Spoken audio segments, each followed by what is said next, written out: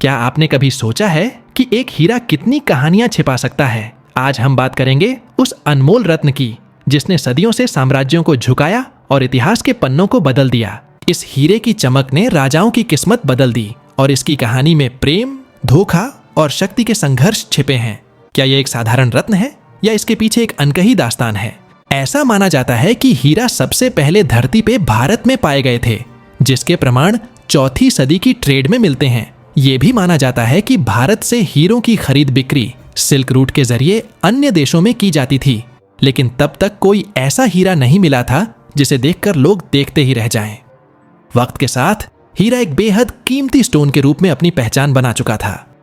13वीं सदी में जब दुनिया में हीरो की एक भी खदान मौजूद नहीं थी, उसी वक्त भारत में एक ऐसा हीरा ढूंढा गया था जिसकी चमक ने बड़े बड़े राजाओं की आंखें चौंधिया दी थीं। यह हीरा इतना अनोखा था कि किसी को नहीं पता था कि आने वाले समय में यह इतना दुर्लभ और बेशकीमती हो जाएगा कि जो भी इसे देखेगा बस देखता ही रह जाएगा। इसकी प्रसिद्धि जैसे जैसे बढ़ी, उस समय के राजाओं में इसे हासिल करने की होड़ मच गई। आज की कहानी है कोहिनूर की, इंडिया की धरती से निकले उस हीरे की जो आज ब्रिटेन की शान बना हुआ है। ऐसा नहीं है कि कोहिनूर अचानक रातों रात ब्रिटेन पहुंच गया या फिर इसे किसी युद्ध में छीना गया हो। कोहिनूर की कहानी बहुत लंबी है। भारत में एक रजवाड़े से दूसरे रजवाड़े की यात्रा करते हुए अंततः यह हीरा ब्रिटिश क्राउन को तथाकथित उपहार के रूप में दिया गया था। मजेदार बात यह है कि मुगल सल्तनत के ताज से लेकर क्वीन विक्टोरिया के सिर के ताज तक के सफर में इस हीरे को कभी खरीदा या बेचा नहीं गया। शायद यही वजह है कि आज भी इसे बेशकीमती माना जाता है। लेकिन कोहिनूर की अपनी एक कहानी है। इसकी चमक के पीछे कई लोगों का खून बहा है और इसे पाने की कई कहानियां अब भी दुनिया के सामने नहीं आई हैं। तो चलिए आपको ले चलते हैं कोहिनूर की चमकदार कहानियों में और उन किस्सों को उजागर करते हैं जो इसकी चकाचौंध के पीछे कहीं खो गए हैं। कोहिनूर की उत्पत्ति के बारे में कई कहानियां प्रचलित हैं। एक कहानी के मुताबिक इस हीरे को लगभग 5000 साल पहले जामवंत जी ने भगवान श्री कृष्ण को दिया था। महाभारत काल में इसे स्यमंतक मणि के नाम से जाना जाता था। लेकिन कहानी यहीं खत्म नहीं होती। जहां इसे महाभारत काल का बताया जाता है, वहीं यह भी कहा जाता है कि यह हीरा 3500 साल पहले एक नदी से मिला था। हालांकि इसकी वास्तविक उत्पत्ति के बारे में अब तक कोई ठोस और सटीक जानकारी नहीं मिल पाई है। कोहिनूर जब खोजा गया था, यह दुनिया का सबसे बड़ा हीरा था और इसका वजन लगभग 793 कैरेट था। बाद में इसे कई बार तराशा गया, जिससे इसका वजन घटकर लगभग 105 कैरेट रह गया। इसके बावजूद यह आज भी दुनिया के सबसे बड़े तराशे गए हीरों में से एक बना हुआ है। कई लोगों का मानना है कि कोहिनूर की कहानी 13वीं सदी में शुरू होती है, जब आंध्र प्रदेश में काकतीय वंश का शासन था। उस समय गोलकोंडा में खदानें खोदी जा रही थीं और वहीं के कोल्लूर माइंस में कोहिनूर पाया गया। जब कोहिनूर की खोज हुई, उस समय इंडिया में राजा महाराजाओं का द्वार था और जब भी कोई अनमोल वस्तु मिलती, वह राजा के पास पहुंचा दी जाती थी। उसी तरह कोहिनूर भी काकतीय वंश के राजा के पास पहुंचा। राजा उसकी चमक और सुंदरता से बहुत प्रभावित हुए और उन्होंने इसे अपनी कुलदेवी भद्रकाली की बाईं आंख में जड़वा दिया। जल्द ही इसकी चर्चा पूरे इंडिया में फैल गई और इसकी खबर दिल्ली सल्तनत के सुल्तान अलाउद्दीन खिलजी तक पहुंच गई। खिलजी उस समय अपने साम्राज्य के विस्तार की योजनाएं बना रहा था और भारत के दक्षिणी हिस्से को भी अपने अधीन करना चाहता था। कुछ महीनों बाद मलिक काफूर के नेतृत्व में खिलजी की सेना ने काकतीय वंश पर हमला किया और कोहिनूर को लूट लिया। इस तरह यह हीरा खिलजी के पास आया और दिल्ली सल्तनत का हिस्सा बन गया।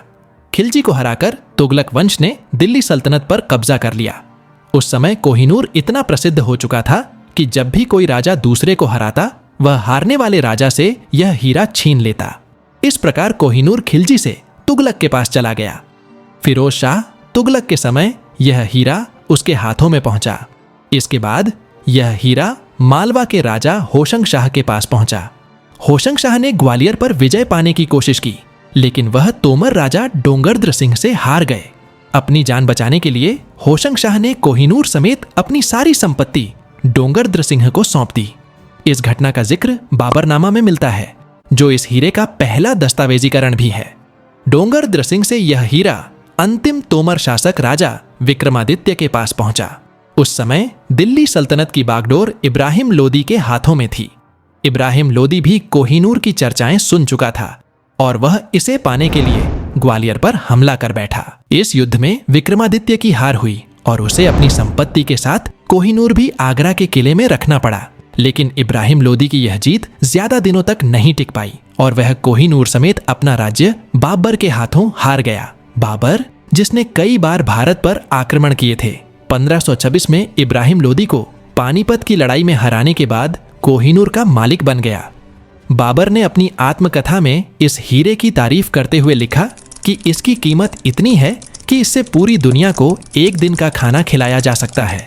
हालांकि बाबर ने कहीं भी इसे कोहिनूर नहीं कहा, जिससे पता चलता है कि उस समय तक इसका यह नाम नहीं था। बाबर के बाद यह हीरा हुमायूं के पास आ गया, लेकिन जल्द ही उसे अपने साम्राज्य और इस बेशकीमती हीरे दोनों को गंवाना पड़ा। अफगान शासक शेरशाह सूरी से हारकर हुमायूं को ईरान भागना पड़ा और उसने यह हीरा ईरान के राजा को उपहार में दे दिया। इस तरह कोहिनूर पहली बार भारत से बाहर ईरान पहुंचा।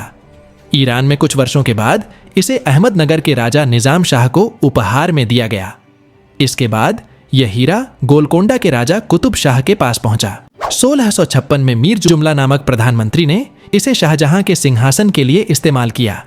कहा जाता है कि शाहजहां ने अपने पीकॉक थ्रोन को सजाने में ताजमहल से भी ज्यादा खर्च किया था। इस सिंहासन के सबसे ऊपरी हिस्से में कोहिनूर को जड़ा गया था, लेकिन शाहजहां इस सिंहासन पर अधिक दिनों तक नहीं बैठ पाए क्योंकि उनके बेटे औरंगजेब ने उन्हें कैद करवा दिया और कोहिनूर भी अपने कब्जे में ले लिया। औरंगजेब इस हीरे की सुंदरता से इतना आकर्षित हुआ कि उसने इसे और बेहतर बनाने के लिए तराशने का काम एक प्रसिद्ध जौहरी को सौंप दिया। लेकिन दुर्भाग्य से तराशने के दौरान हीरे का काफी हिस्सा टूट गया, जिसकी वजह से ये 793 कैरेट से घटकर 136 कैरेट रह गया। इस पर औरंगजेब ने जौहरी को भारी जुर्माना लगाया और हीरे को अपने खजाने में रख लिया। कोहिनूर के बारे में कहा जाता है कि यह जिस राजा के पास भी रहा वह शुरुआत में सफल रहा, लेकिन समय के साथ उसके साम्राज्य का पतन हो गया। यह देखा गया कि बाबर, हुमायूं और शाहजहां के पास यह हीरा रहा और उनके शासन का अंत दुखदाई रहा, जबकि अकबर, जिनके पास यह हीरा कभी नहीं था, मुगलों में सबसे सफल शासक रहे। मुगलों के पतन के दौरान कोहिनूर मुगल सम्राट मोहम्मद शाह के पास पहुंचा। उसी समय ईरान के शासक नादिर शाह ने मुगलों को हराया और दिल्ली लूट ली, लेकिन कोहिनूर को पाने में असफल रहा क्योंकि इसे मोहम्मद शाह ने अपनी पगड़ी में छुपा रखा था। इस बात का पता नादिर शाह को लग चुका था, तो उसने एक योजना बनाया कि जीत की खुशी में सब एक दूसरे से पगड्डी बदलेंगे। मोहम्मद शाह से पगड़ी बदलने का प्रस्ताव रखा और जैसे ही पगड़ी बदली गई, कोहिनूर गिर पड़ा। नादिर शाह ने इसे देखकर नादिर शाह चौंक गया और उसके मुंह से कोहिनूर शब्द निकल पड़ा, जिसका मतलब था प्रकाश का पर्वत। तब से यह हीरा कोहिनूर के नाम से जाना जाने लगा। कुछ दिनों के बाद नादिर शाह इंडिया से कोहिनूर समेत बहुत सारी संपत्ति लूटकर अपनी सेना के साथ ईरान लौट आया।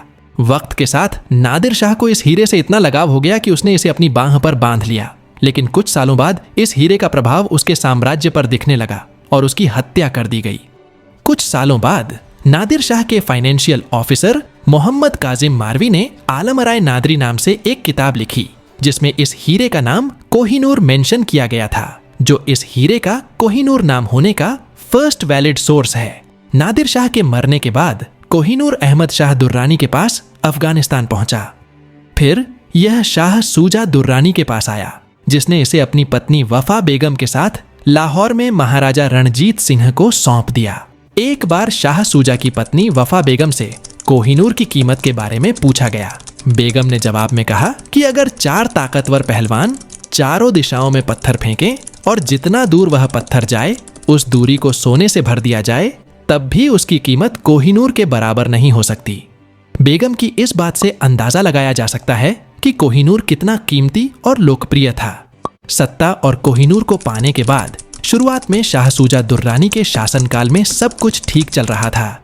उन्होंने कई क्षेत्रों को जीतकर अपनी ताकत बढ़ाई, लेकिन अचानक उनके परिवार में फूट पड़ गई और उनके ही भाइयों ने उनके खिलाफ विद्रोह कर उन्हें गद्दी से हटा दिया।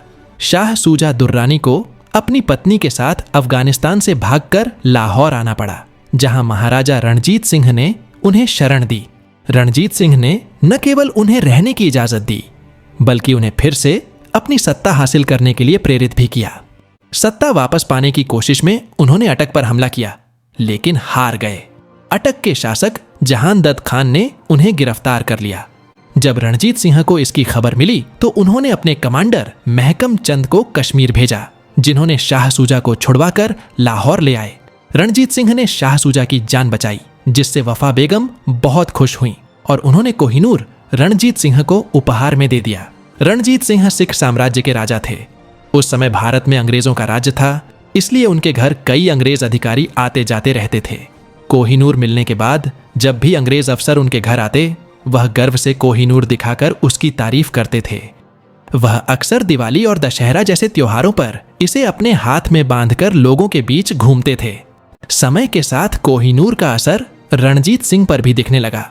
1839 तक उन्हें कई बीमारियों ने घेर लिया। एक समय पर शेर पंजाब कहलाने वाले रणजीत सिंह की हालत इतनी खराब हो गई कि वह अपने बिस्तर से उठ भी नहीं पाते थे। अपनी जिंदगी के आखिरी दिनों में उन्होंने कई कीमती चीजें मंदिरों और गुरुद्वारों को दान कर दी। उनकी अंतिम इच्छा थी कि कोहिनूर भी किसी मंदिर को दान कर दिया जाए, लेकिन उनके मंत्री इसके लिए राजी नहीं हुए। इस वजह से कोहिनूर मंदिर में दान नहीं किया जा सका। उनकी यह ख्वाहिश अधूरी ही रह गई और 27 जून 1839 को उनकी मृत्यु हो गई। कोहिनूर को मंदिर में दान करने की खबर कई ब्रिटिश अखबारों में छपी, जिसने महारानी विक्टोरिया का भी ध्यान खींचा। रणजीत सिंह की मृत्यु के बाद उनके बेटे खड़क सिंह सिख साम्राज्य के राजा बने, लेकिन उनके लिए इतने बड़े साम्राज्य को अकेले संभालना मुश्किल था। उनके करीबी लोग ही उनके खिलाफ साजिश रचने लगे। राजा बनने के कुछ ही महीनों बाद खड़क सिंह को जहर देकर मार दिया गया। सिख साम्राज्य में एकता खत्म हो चुकी थी। लोग एक दूसरे के खून के प्यासे हो चुके थे। लगभग 4 साल तक यह सिलसिला चलता रहा। इस दौरान रणजीत सिंह के कई बेटे राजा बने, लेकिन सभी की हत्या कर दी गई। अब केवल उनके सबसे छोटे बेटे दलीप सिंह बचे थे, जो सिर्फ 5 साल के थे। इतनी छोटी उम्र में उन्हें सिख साम्राज्य का राजा बनाया गया ताकि साम्राज्य को बचाया जा सके। हालांकि दलीप सिंह सिर्फ नाम के राजा थे। असल में साम्राज्य की बागडोर उनकी मां जिंद कौर के हाथों में थी। अनुभवहीन राजा और लगातार बढ़ती साजिशों को देखते हुए ब्रिटिशरों ने सिख साम्राज्य पर कब्जा करने का मौका हाथ से नहीं जाने दिया और 1845 में पंजाब पर हमला कर दिया। सिखों के लिए अंग्रेजों की सेना का सामना करना मुश्किल हो गया और कुछ ही दिनों में अंग्रेजों ने युद्ध जीत लिया। इसके बाद अंग्रेजों ने सिख साम्राज्य से कश्मीर भी छीन लिया। 4 साल बाद 1839 में अंग्रेजों ने फिर से सिख साम्राज्य पर हमला किया। कमजोर हो चुके सिख साम्राज्य की सेना जल्द ही पीछे हटने पर मजबूर हो गई और 29 मार्च 1839 को अंग्रेजों ने लाहौर किले पर कब्जा कर लिया। अंग्रेजों ने सिखों के सामने लाहौर संधि का प्रस्ताव रखा, जिसे उन्हें मजबूरन स्वीकार करना पड़ा। इस संधि के तहत अंग्रेजों ने महाराजा दलीप सिंह को 50,000 पाउंड की वार्षिक पेंशन देने की घोषणा की, जिसकी आज की कीमत लगभग 50 करोड़ रुपये होती है। इसके बाद अंग्रेजों ने उनकी मां जिंद कौर को जेल में डाल दिया और दलीप सिंह को महारानी विक्टोरिया के पास लंदन भेज दिया। इस तरह अंग्रेजों ने सिख साम्राज्य को खत्म कर दिया।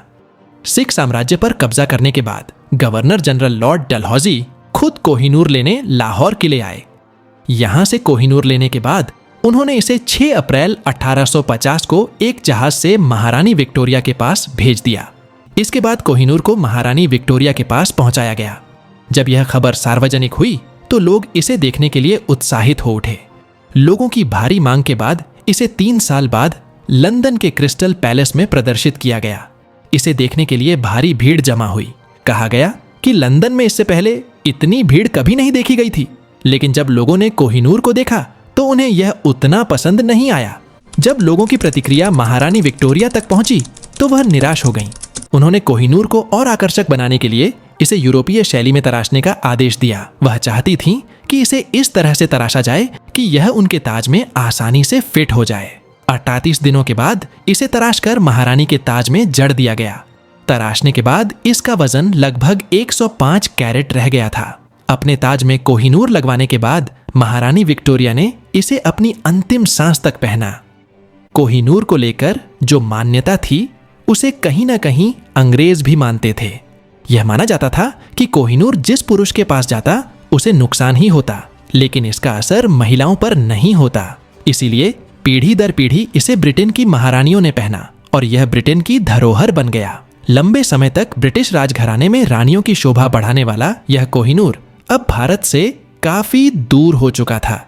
लेकिन 1947 में जब भारत आजाद हुआ तब भारत समेत कई अन्य देशों ने कोहिनूर पर अपना दावा जताया और ब्रिटेन से इसे वापस देने की मांग की। कोहिनूर अलग अलग समय पर कई देशों के अलग अलग राजाओं के पास रहा था, इसलिए सभी देशों का मानना था कि कोहिनूर पर उनका हक है। कई देशों द्वारा दावे किए जाने के बाद भी ब्रिटेन ने कोहिनूर को किसी को भी देने से इनकार कर दिया। अब तक भारत, पाकिस्तान, अफगानिस्तान और ईरान कोहिनूर पर दावा कर चुके हैं।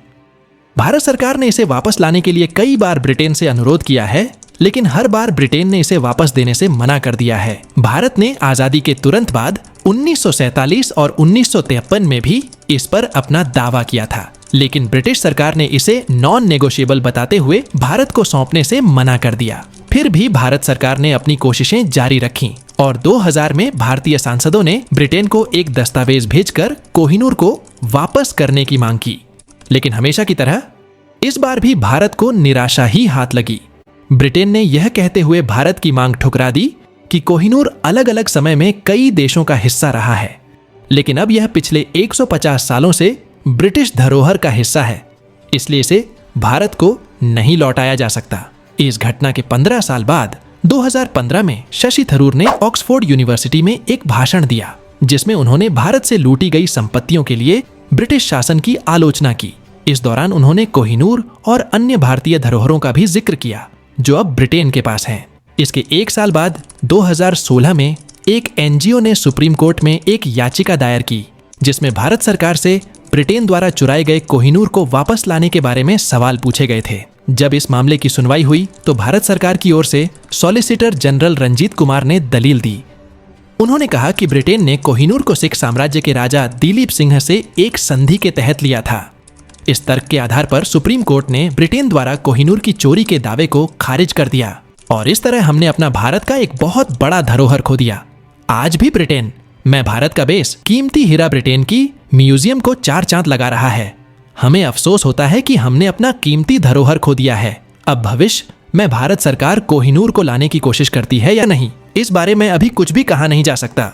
कोहिनूर हीरा सिर्फ एक रत्न नहीं है, यह शक्ति, युद्ध और एक अद्वितीय विरासत का प्रतीक है। क्या आपको लगता है कि इस हीरे की कहानी खत्म हो गई है या यह अभी भी अपनी यात्रा जारी रखेगा?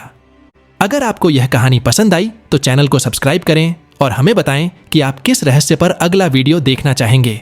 अगले एपिसोड में हम और भी दिलचस्प कहानियों के साथ लौटेंगे। तब तक के लिए अपने दोस्त एंड होस्ट को दीजिए इजाजत। अपना ख्याल रखिए। जय हिंद, जय भारत।